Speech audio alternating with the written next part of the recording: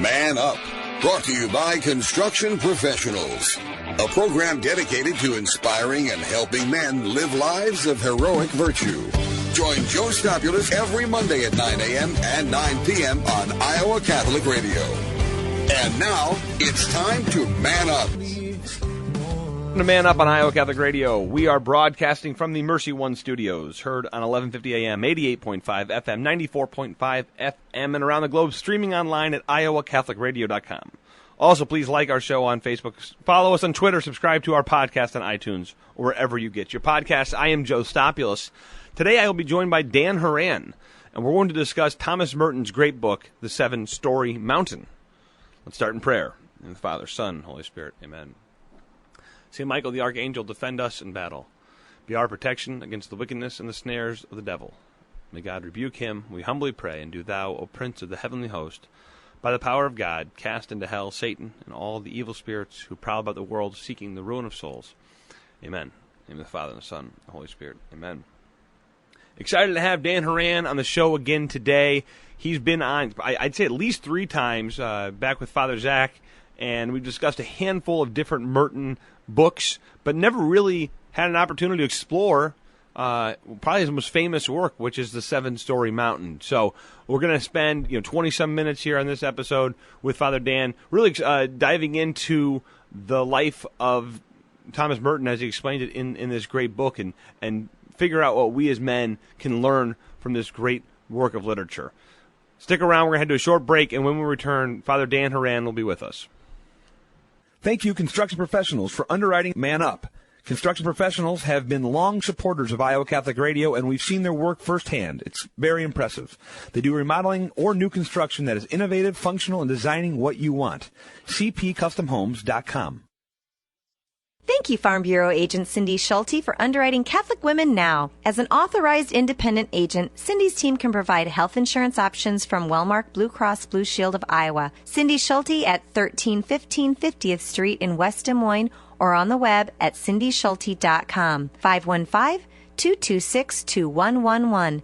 Cindy and her team know health insurance. Wellmark Blue Cross Blue Shield of Iowa is an independent licensee of the Blue Cross Blue Shield Association. Products available at Farm Bureau Financial Services. Positive, encouraging, inspiring music to get you through your day. Available on the Iowa Catholic Radio app and iowacatholicradio.com. Underwritten by R&R Realty Group, showing Jesus Christ at work. My God's not dead, he's surely alive. The Catholic Tuition Organization provides tuition assistance to qualified families so they can send their kids to our Catholic schools. Great tax benefits for donors and great education for our kids. Online, ctoiowa.org. My help comes from you. You're right here pulling me through. You carry me. Welcome to Man Up on Iowa Catholic Radio. We are broadcasting from the Mercy Live Up studio, heard on 1150 AM, 88.5 FM, and 94.5 FM. I am Joe Stopulos, and today I am joined again by Father Dan Horan. Dan is a Franciscan friar of the Holy Name Province out of New York, assistant professor of systematic theology and spirituality at the Catholic Theological Union in Chicago. He's a columnist for the National Catholic Reporter, the author of 12 books, including the award-winning The Franciscan Heart of Thomas Merton. Father Dan previously served on the board of directors at the International Thomas Merton Society, which is really relevant to the conversation we're going to have today on Seven Storey Mountain. He's been a guest on the show probably 2 or 3 times now. Father Dan, welcome back to the show. Thank you, Joe. So great to be with you. This is your first foray into the show without my co-host, Father Zach. I know. Yeah, I know. Well, this is a new experience, but it's a lot of pressure to be the only priest on the air. Yeah, I know. I loved being outnumbered, and now I'm not, but we've made it this far. About 5 months in, we'll survive. So, in our previous conversations, we've done a few things. One, we covered the book, The Inner Experience, which is a great book on just on contemplation, and we got a lot out of that. And then previous to that, we talked kind of an overview of Thomas Merton, a lot of just his writings in general, but we've never actually taken time to sit down and dive through what some would kind of be a seminal work, which is the Seven Storey Mountain, his breakout book. And I thought we could at least spend 20 minutes time to talk about what can we get as men out of this book. And I thought who better to have on than yourself to dive into it. So welcome back. Yeah, my pleasure. Thank you. Well, the first question I got for you is, do you remember the first time you read it? I do. I was just graduated from college, and I was in the process of joining the Friars. So it was the summer in between my college graduation and the beginning of postulancy, which is that first year of formation in religious life. And I happened to go to a college where Thomas Merton actually talks quite a bit about in the Seven Storey Mountain. I went to St. Bonaventure University, where he taught for 3 semesters. And I'm ashamed to say that while a student there, I never picked up the Seven Storey Mountain. Those who have read it might realize why. When you're in college, you're 17, 18, 19 years old. A 400-plus page book by a monk from the 1940s doesn't always seem so appealing, even if he did teach and walk on the same campus. Mm-hmm. But my first thought was, when I read it, the opening pages are really captivating right away. But then for the first 100 pages, it's kind of slow going. Okay, I'm glad you're saying this, because I was going to have a mea culpa and tell you that I'm like, I don't want to scare our listeners, but if you get the first 100 pages, you can get through it. It's like a Dickens novel. You just got to get through those first 100, and then it's going to be really good. Joe, you're spot on. At least that's been my experience. I always warn people, especially young people today, because the style is it's a little bit older. It's like C.K. Lewis. It's Chesterton style. It's written in the 40s, so. It's a bit slow going up front, but the last 300 pages, I mean, you can't put it down. It's really captivating. So I do remember that, and I remember thinking at first, what is all the fuss about this book, the first 100 pages? And then when I finished it, I think I've read it now 4 or 5 times all the way through, and keep going back to different sections of it. But it is. You have to put a disclaimer up there for the modern reader. Bear through the first 100 pages. Exactly. Did you have? Was there any? Was there an effect that it had on you immediately? Did you have kind of an aha moment with it, or was it something you said, that was a good book, and then you came back to it later? That's a really great question. I don't know about the aha moment. I think there are just little episodes throughout that really struck me, that kind of stay with me. So, I'm sure you have your own list, too, of these things. One that comes to mind, even from the first 100 pages that we keep joking about, is a little bit slow going. As he's talking about his childhood and growing up, I mean, it really is interesting. In his relationship with his brother, there's that famous scene of his younger brother who wants to play with the big kids on the block, and wants to follow his big brother, Tom, and they pick on him and they exclude him from playing with them and kind of tease him, and then he just looks at his older brother, Thomas Merton, and with this kind of sense of abandonment and loss and frustration, and walks away. And Merton talks, all these years later about how that haunts him.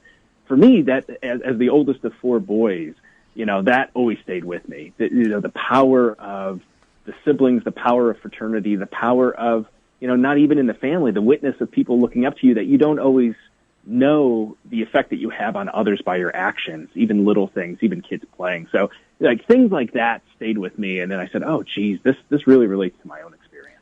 There's one quote that really hit me from the early part of the book. On my copy, it's page 74. I thought this was kind of funny. He wasn't born into a very religious household, but he was talking about kind of a Sunday school experience where he's talking about this priest. Someone was basically changing the word gentleman for charity whenever St. Paul says it. So if I talk with the tongues of men and angels, be not a gentleman. And he says, the boys listened intolerantly to these thoughts, but I think St. Peter and the 12 apostles would have rather been surprised at the concept that Christ had been scourged and beaten by soldiers, cursed and crowned with thorns, and subjected to unutterable contempt, and finally nailed to a cross and left to bleed to death in order that we might all become gentlemen.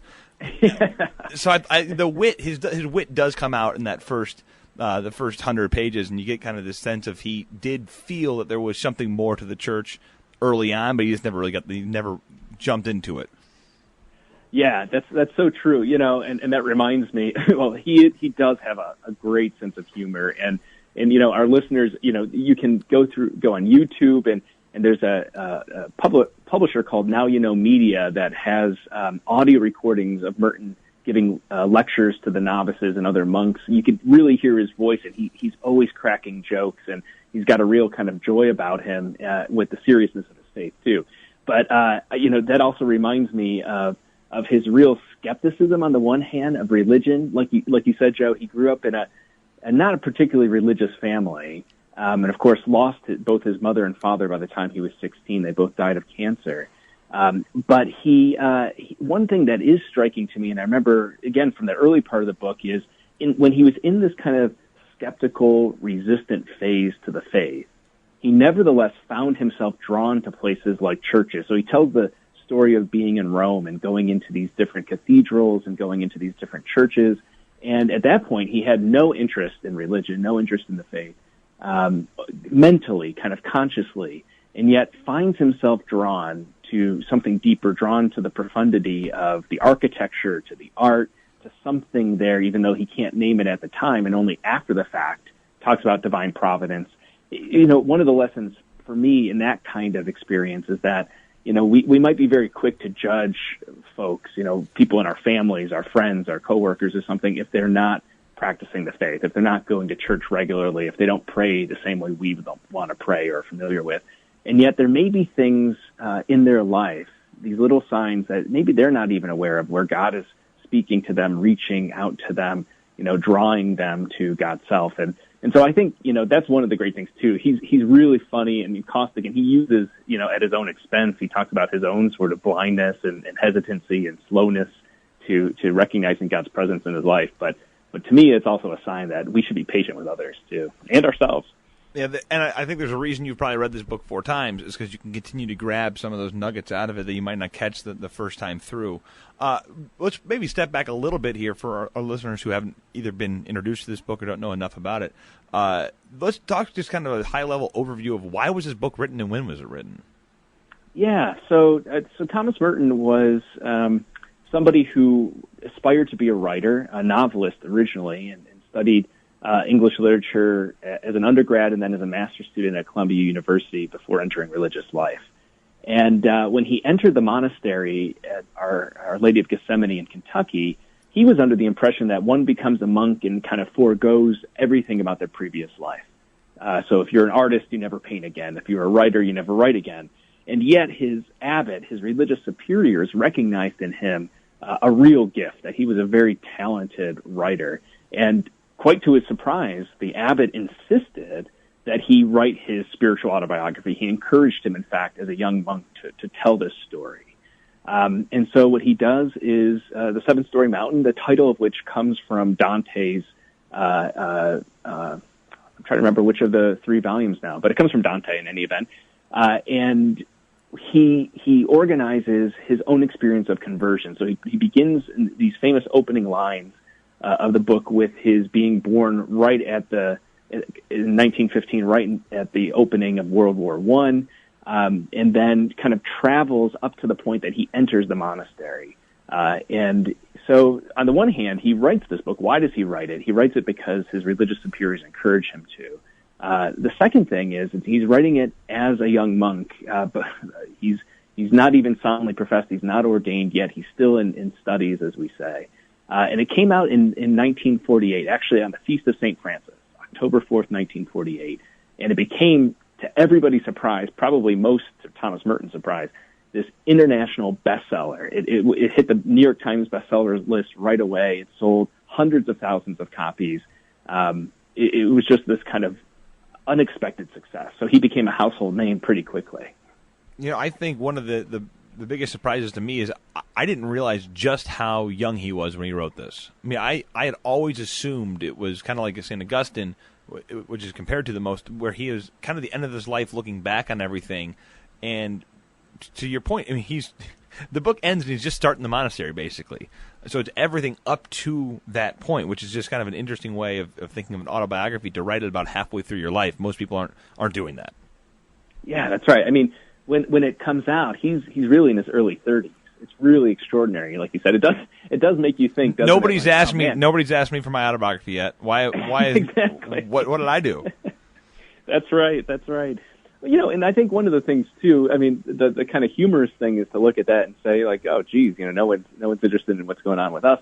On the other hand, I mean, it really just shows an opportunity for each of us at every point of our lives to look back and to see, you know, where God is present to us, where our journey has taken us. And so, I think about this is terrible. This should be worldwide news right now. A Franciscan friar who's about to give credit to St. Ignatius Loyola. So here's a Jesuit shout out, and that is, you know, the wisdom of Ignatius's Examen, where each and every day he encourages those who practice Ignatian spirituality to kind of pause before they kind of end the day or go to bed and look at, where was God today in my life? And so, why not somebody in his late 20s or early 30s say, here I am, let me look back and see. And actually that's one of the things I find really, kind of perennial, kind of evergreen about the Seven Storey Mountain. Yeah, it was a book that was written in the 40s. But it's something that really gives us a model for looking back at our own lives at every stage. When you're introducing, assuming you've given this book or talked to a lot of people about reading the book, what are you hoping that most people take away from it? You hand them this book, what are you hoping that they're going to grab from it? That's a great question, because it depends on who the person is. Yeah. It depends on kind of what they're looking for. Believe it or not, I don't always recommend this book as kind of the kind of Thomas Merton gateway drug, or the place to start, as it were. And you yourself, you've read a couple other of Merton's books before coming to this, and actually I think that's kind of the best path today, in part because it's really, for some, it might be the style of the writing that is off-putting. Merton at times can be, as a new convert to Catholicism and somebody who just entered religious life as he's writing this, can come off a little triumphantly about the church, very negatively at times about Protestants or people of other faiths, which he moves from. He grows away from that in many ways, and later in his life says, I really do regret some of the kind of harsh black and white depictions I present in the Seven Storey Mountain. That's not who I am now. I've kind of grown in my faith. But, I think part of it is when I recommend this to others or talk to folks about it, it's really to get a glimpse at who this person was at a particular moment in his life. Thomas Merton goes on to write such extraordinarily powerful and inspiring books about prayer and meditation, about social issues, about peace and peacemaking and justice. And this is, in a sense, a glimpse of what it was like at the very beginning of his religious conversion. And so I think if you want to get a sense of who this man was at the beginning of his experience, I think it's an excellent way to get into it. In the same way that, Dorothy Day's own autobiography is a great way to kind of look at how does she get to the point in her life, moving from a kind of skepticism about religion and the faith and kind of an avowed atheism to the Catholic Church. So I think that's probably the biggest takeaway in general is, who was this guy at the beginning of his experience? And I think he parallels so many of us. Obviously, our lives are spiritual journeys, right? There's not an end point. We don't say, "Yep, I've arrived here. I am at the apex of spirituality." It's always a continual journey, and we're always moving forward on that. Hopefully, always moving forward. But I think that's one of the great things about this book is you see in this man him contemplating all these different things, and you watch him move from point A to point B to point C, and his struggle is the same as ours. It's very real, and I think one of the things I laud him the most about, I guess, is that he takes it seriously. I think one of the things that plagues our society today is a lack of vocation. We've talked about vocations today, and I'm like, how many people actually sit down at any point in their life and actually think about their vocation rather than going along with just whatever they're doing and never taking a step back and thinking about making cognitive decisions and stopping and praying about where am I going in my life, whereas Thomas Merton does that many, many, many, many times throughout. So to me, that's a great lesson to be learned from him, is that he's continually stopping and discerning what is my call in life, where am I being called in my life. Yeah, that's exactly right. And it's interesting, I think you pick up on something really important there, this idea of vocation. He'll say very famously in some of his later books that come after the Seven Storey Mountain, I'm thinking in particular of No Man is an Island is one of the texts. And he even has a sense of this in, the inner experience that we had talked about previously and elsewhere, that everybody has a vocation. That vocation isn't just something for priests and nuns and vowed religious, but married couples have a vocation to that particular life. Single men and women have a vocation. People's vocations are really a form of expressing and embracing that universal call to holiness. And Merton really, in a way, before the Second Vatican Council makes this clear in a very strong way in its document on the Church, And then Pope Francis just last year in his exhortation on Christian holiness makes it abundantly clear and very, very timely and relevant for us.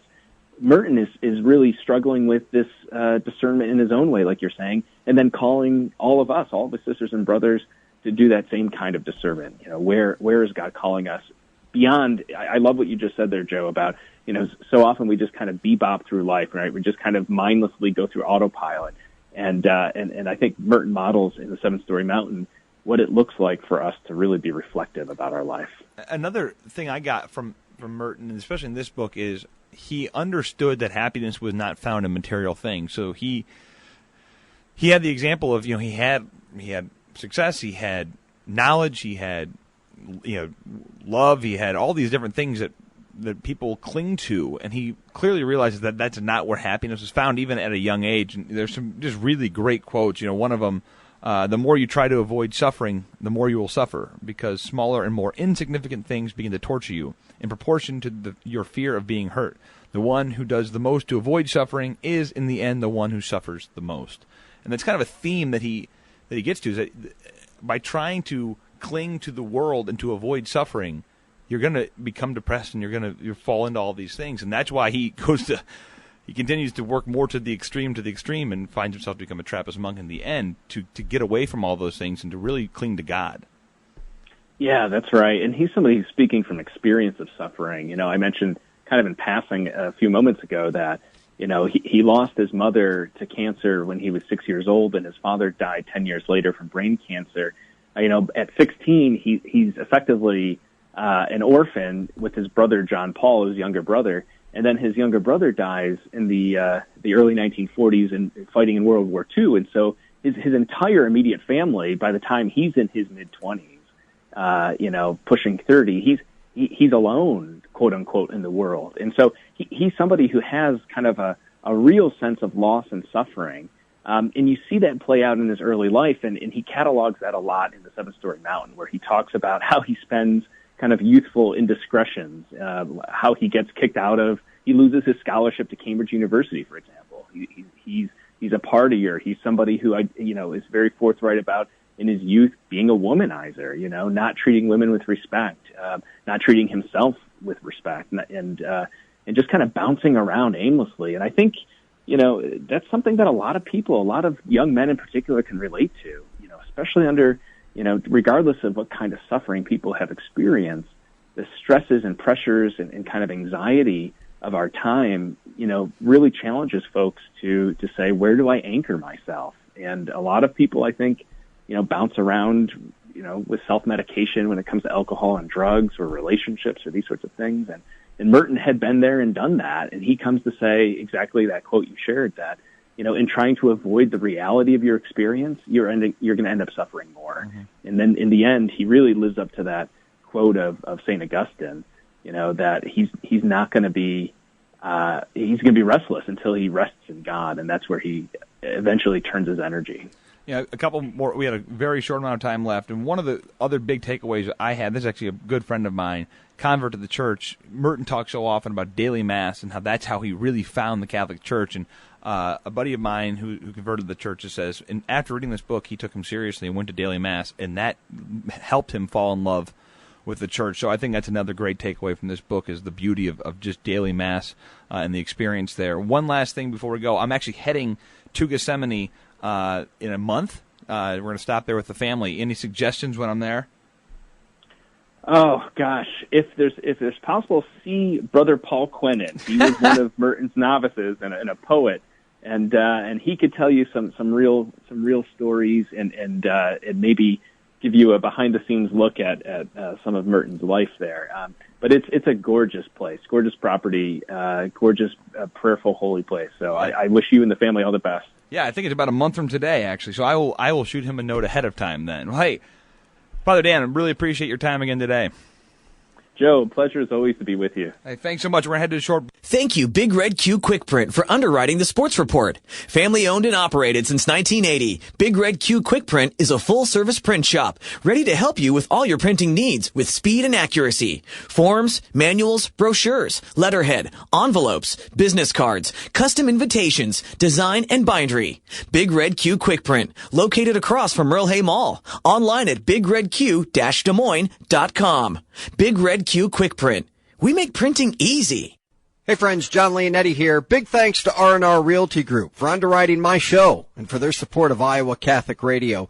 R&R Realty Group's Sierra Point Apartments are located in West Des Moines. Think granite tops, oversized windows, 24-hour health center, and heated underground parking. R&R Realty Group is locally owned by a Catholic family, a great blessing to Iowa Catholic Radio. rrrealty.com. That's rrrealty.com. My help comes from you. You're right here pulling me through. You carry. Welcome back to Man Up on Iowa Catholic Radio. My thanks again to Father Dan Horan for joining us to discuss Thomas Merton. Every time I explore further and further into the life of Merton, I really, especially being a parent today, having 4 kids, I try to take what he talks about when it comes to contemplation and quietude and figure out ways to inject that into my life, understanding that if it's important for a monk, if it's important for a cardinal like Cardinal Sarah to find silence in their life, how much more important then is it for me as a guy with 4 kids at home, a job, and all the other things I have going on, to find silence. I don't live in an abbey. I don't have the ability to just have silence around me. So we've got to find times to manufacture that silence. That's something that I continually struggle with, but I work on. I'm trying to get up earlier than my kids, trying to find time at the end of the day, trying to find time in the middle of the day to find those areas of solitude. And I think Merton does a good job of challenging us to do that while also stressing the importance of doing that. So thanks again to Dan Horan for helping us explore the life of Thomas Merton. Thank you again for joining us on Man Up on Iowa Catholic Radio. I am Joe Stopulos. It's time to man up. Man Up, inspiring men to live out their call to holiness with Joe Stopulos. Heard Mondays at 9 a.m. and 9 p.m. on Iowa Catholic Radio. Brought to you by Construction Professionals.